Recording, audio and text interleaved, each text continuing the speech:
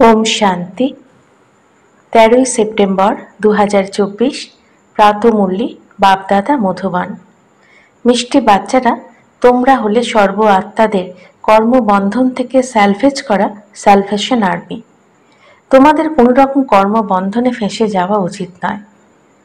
प्रश्न, कोन प्रैक्टिसटी करते थाकले आत्मा अत्यंत शक्तिशाली हये जाबे?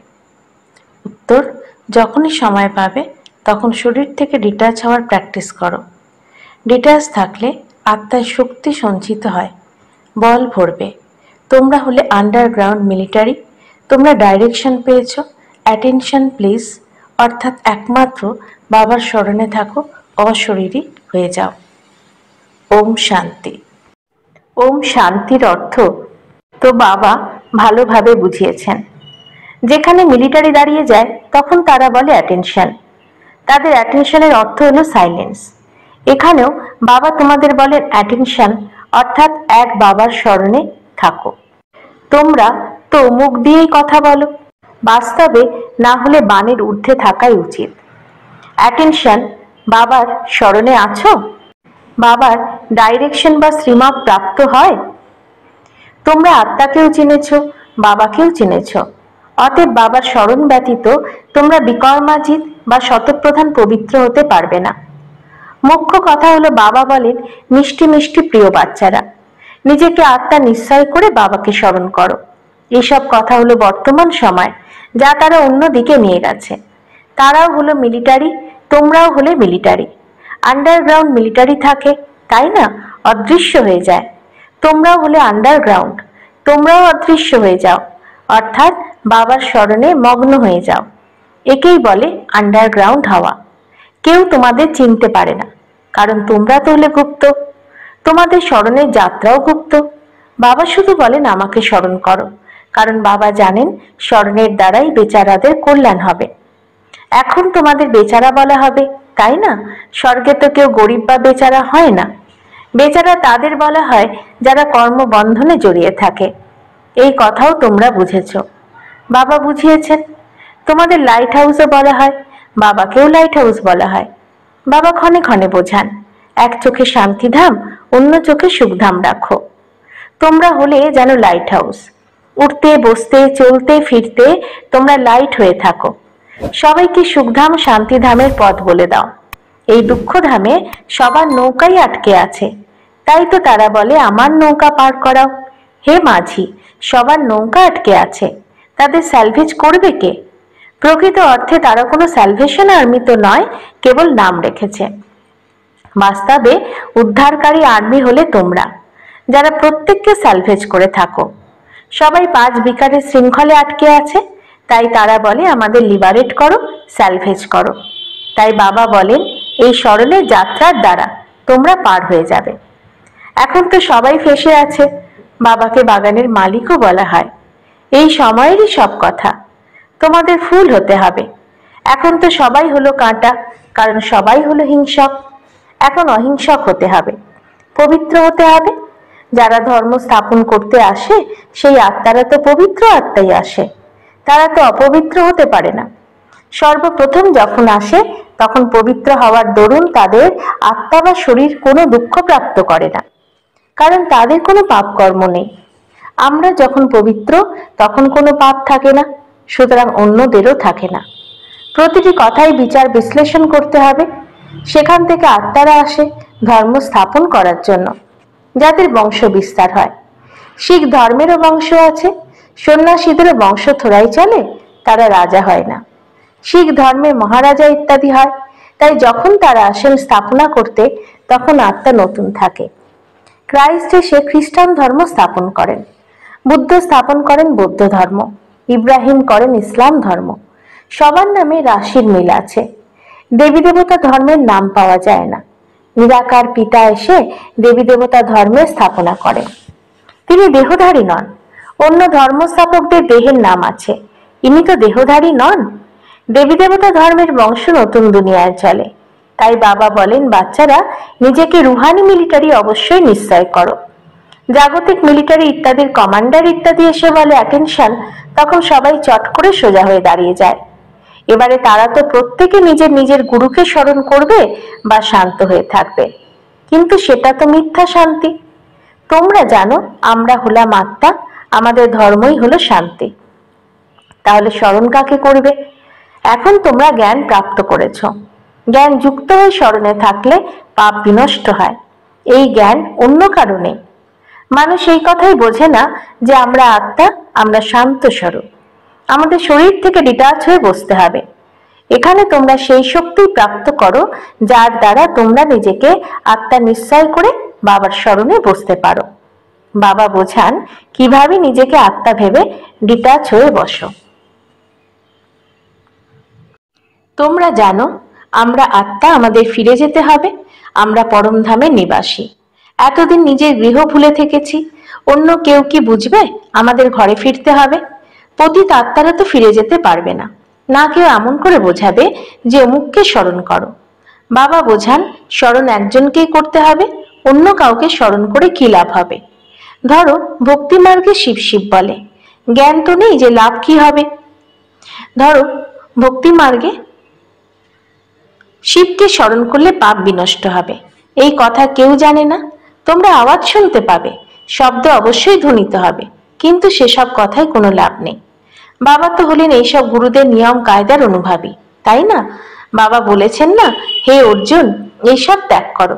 সদ্গুরুকে যখন পেয়েছ তখন এই সবের আর দরকার নেই। সদ্গুরু উদ্ধার করেন। বাবা বলেন, আমি তোমাদের আসুরি জগৎ থেকে পার করে নিয়ে যাই। বিষয় সাগর পার করতে হবে, এইসব হলো বোঝানোর বিষয়। মাঝি তো হলো নৌকা চালক, কিন্তু তোমাদের বোঝানোর মাঝি শব্দটা নেওয়া হয়েছে। তাকে বলা হয় প্রাণেশ্বর বাবা, অর্থাৎ প্রাণ দান করেন এমন বাবা। তিনি অমর করেন। প্রাণ বলা হয় আত্মাকে। আত্মা বেরিয়ে গেলে বলা হয় প্রাণ বেরিয়ে গেল, তখন শরীরটাকে একদম রাখতে দেয় না। আত্মা আছে তো শরীরও সুস্থ থাকে। আত্মা ব্যতীত শরীরে দুর্গন্ধ হয়, তখন সেই শরীর রেখে কি করবে? পশুরাও এমন করে না। শুধু একমাত্র বানর এমন প্রাণী যার সন্তানের মৃত্যু হলেও তাতে দুর্গন্ধ হওয়া সত্ত্বেও সেই সব দেহ নিয়ে ঘুরে বেড়ায়, ত্যাগ করে না। সে তো হলো পশু। তোমরা তো মানুষ, তাই না? শরীর ত্যাগ করলেই বলা হয় শীঘ্র বাইরে বের করো। মানুষ বলে স্বর্গে গেছে। যখন সব দেহ তোলা হয় তখন প্রথমে পা থাকে শ্মশানের দিকে, তারপরে যখন সেখানে ভেতরে ঢোকে, পুজো ইত্যাদি করে, বুঝতে পারে এখন স্বর্গে যাচ্ছে, তখন তার মুখ ঘুরিয়ে দেওয়া হয় শ্মশানের দিকে। তোমরা কৃষ্ণকেও সঠিক দেখাও, নরককে লাথি মারছে। কৃষ্ণের এই শরীর তো নয়, তার নাম রূপ তো পরিবর্তন হয়। কত রকমের কথা বাবা বোঝান, তারপরে বলেন মনমনা ভব। এখানে এসে যখন বসো তখন অ্যাটেনশন, বুদ্ধি যেন বাবার দিকে থাকে। তোমাদের এই অ্যাটেনশন হলো ফরএভার। যত দিন জীবন আছে বাবাকে স্মরণ করতে হবে। স্মরণের দ্বারা জন্ম জন্মান্তরের পাপ বিনষ্ট হয়। স্মরণ করবে না তো পাপও নষ্ট হবে না। বাবাকে স্মরণ করতে হবে। স্মরণের সময় চোখ বন্ধ করবে না। সন্ন্যাসীরা চোখ বন্ধ করে বসে, কেউ আবার স্ত্রীর মুখ দর্শন করে না, চোখ বেঁধে রাখে। তোমরা যখন এখানে বসো তখন রচয়িতা ও রচনার আদি মধ্য অন্তের স্বদর্শন চক্র ঘোরানো উচিত। তোমরা হলে লাইট হাউস, তাই না? এটা হলো দুঃখধাম। এক চোখে দুঃখধাম, অন্য চোখে সুখধাম। উঠতে বসতে নিজেকে লাইট হাউস নিশ্চয় করো। বাবা বিভিন্ন দৃষ্টান্ত দিয়ে বোঝান। তোমরা নিজেদেরও খেয়াল রাখো। লাইট হাউস হলে নিজেদের কল্যাণ করো। বাবাকে অবশ্যই স্মরণ করতে হবে। কারো সঙ্গে পথে দেখা হলে তাকেও বলতে হবে। পরিচিত অনেকের সঙ্গেই দেখা সাক্ষাৎ হয়, তারা তো একে অপরকে রাম রাম বলে। তাদের বলো, তোমরা কি জানো এটা হলো দুঃখধাম, ওটা হলো শান্তিধাম ও সুখধাম। তোমরা শান্তিধাম সুখধাম যেতে চাও? এই তিনটি চিত্র বোঝানো খুবই সহজ। তোমাদের ইঙ্গিত দেওয়া হয়, লাইট হাউসও ইঙ্গিত দেয়। এই নৌকা যা রাবণের জেলখানায় আটকে আছে, মানুষ মানুষকে উদ্ধার করতে পারে না। সেসব তো হলো আর্টিফিশিয়াল দৈহিক জগতের কথা। এই হলো অসীম জগতের কথা। সোশ্যাল সোসাইটির সেবাও নয়, বাস্তবে প্রকৃত সত্য সেবা হলো সকলের নৌকা পার করা। তোমাদের বুদ্ধিতে আছে মানুষের কিরূপ সেবা করা যায়। প্রথমে তো তাদেরকে বলতে হবে যে তোমরা তো গুরুর কাছে দীক্ষিত হও মুক্তিধাম যাওয়ার জন্য, বাবার সঙ্গে মিলিত হওয়ার জন্য, কিন্তু কেউ মিলিত হয় না। মিলনের পথ এক বাবাই বলে দেন। তারা ভাবে এই শাস্ত্র ইত্যাদি পাঠ করলে ভগবান প্রাপ্ত হয়।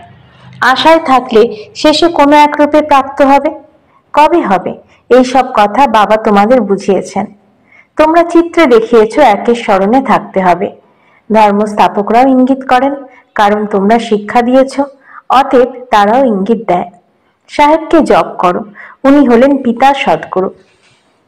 বাকি তো অনেক রকমের শিক্ষা প্রদান করার অনেকে আছে, তাদের বলা হয় গুরু। অশরীরী হওয়ার শিক্ষা কেউ জানে না। তোমরা বলবে শিব বাবাকে স্মরণ করো, তারা শিবের মন্দিরে যায়, তাই সর্বদা শিবকে বাবা বলার অভ্যাস আছে। অন্য কাউকে বাবা বলে না, কিন্তু তিনি তো নিরাকার নন, তিনি তো হলেন শরীরধারী। শিব তো হলেন নিরাকার, প্রকৃত সত্য পিতা, তিনি হলেন সকলের পিতা। সব আত্মারা হলো অশরীরী। তোমরা বাচ্চারা যখন এখানে বসো তখন এই চিন্তনেই বসো, তোমরা জানো আমরা কিরূপ ফেঁসেছিলাম। এখন বাবা এসে পথ বলেছেন, বাকিরা সবাই ফেঁসে আছে, মুক্তি নেই।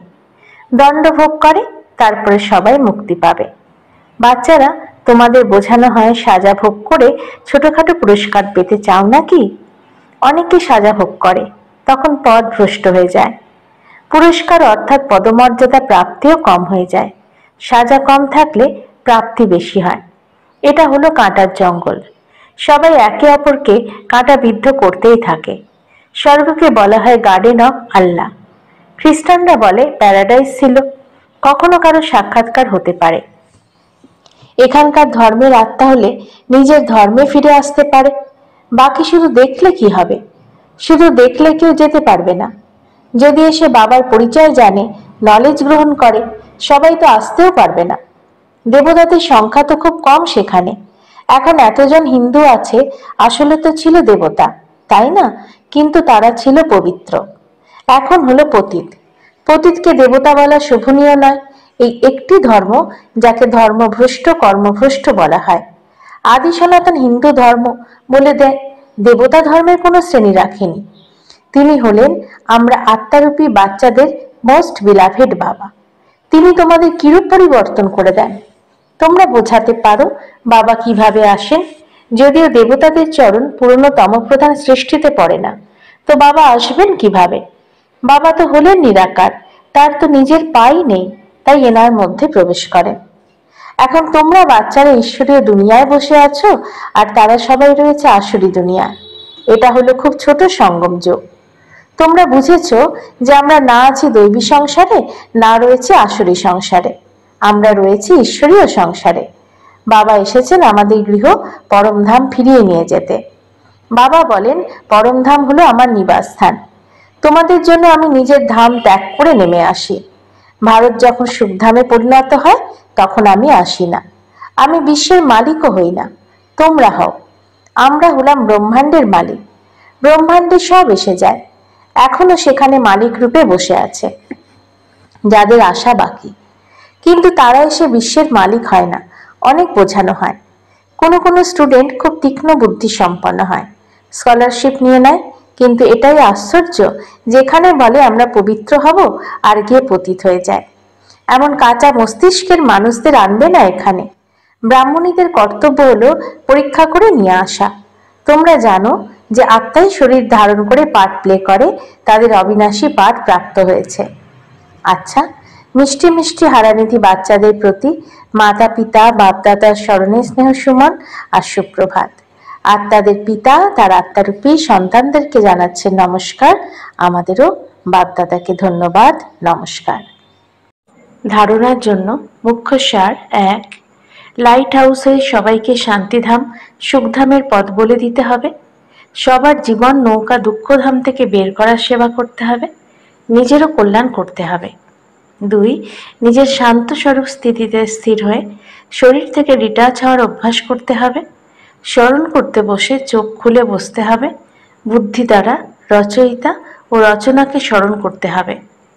বরদান: নিজের সংকল্পগুলোকে শুদ্ধ, জ্ঞানস্বরূপ আর শক্তিস্বরূপ বানিয়ে সম্পূর্ণ পবিত্র ভব। বাবার সমান হওয়ার জন্য পবিত্রতার ফাউন্ডেশন পাক্কা করো। ফাউন্ডেশনে ব্রহ্মচর্যের ব্রত ধারণ করা, এটা তো হলো কমন কথা, কেবলমাত্র এতেই খুশি হয়ে যেও না। দৃষ্টিবৃত্তির পবিত্রতাকে আরও আন্ডারলাইন করো, সাথে সাথে নিজের সংকল্পগুলোকে শুদ্ধ, জ্ঞানস্বরূপ আর শক্তিস্বরূপ বানাও। সংকল্পে এখনো অনেক দুর্বল আছো, এই দুর্বলতাকেও সমাপ্ত করো, তখন বলা হবে সম্পূর্ণ পবিত্র আত্মা।